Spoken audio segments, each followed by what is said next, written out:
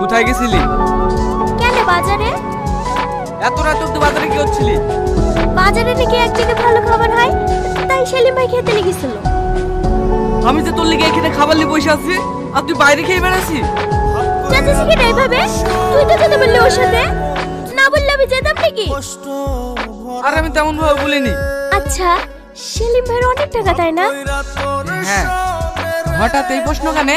ও এমনি জিজ্ঞাসা করলাম। কাল তুই কখন বেড়াবি? কাল না, পরশুদিন যাবো। ভালোভাবে থাকবি, কোথাও বেড়াবি নি। আমি ফোন করে করে খোঁজ নেবো, সময় মতো খেয়ে নিবি। হ্যাঁ হ্যাঁ, তুইও সময় মতো খাওয়া দাওয়া করবি। আর শোন, রাতে গেটটা ভালো করে বন্ধ করবি, জায়গাটা অত ভালো না। তোর কথা খুব মনে পড়বে। আমি দিন 15 পরেই চলে আসবো। ভালোভাবে যাস। আসো ভাবি, ভিতরে আসো। লাও তোমার খাবার। আহা, টিফিনের বাইরে থেকে সেন্ট পাচ্ছি। খেয়ে বললো কেমন হয়েছে? এত সুন্দরী মেয়ের হাতের রান্না কোনোদিন খারাপ হতে পারে? থাক থাক, অত মিথ্যা ভাষা করতে হবে না। মিথ্যে কেন হবে? তোমার হাতের রান্নার মতো তুমিও অনেক সুন্দর। তাই? হ্যালো, এই তো শুয়ে পড়েছি। হ্যাঁ বন্ধ করেছি। আমার ঘুম আসছে, সকালে কথা বলবো। হ্যাঁ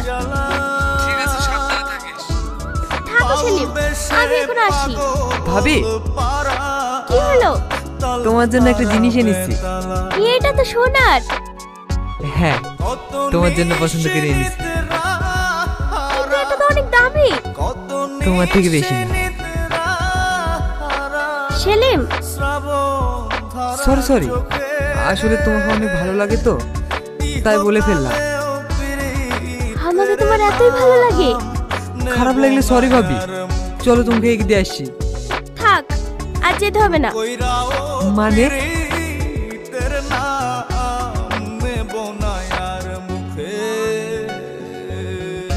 কোথায় আছিস তুই?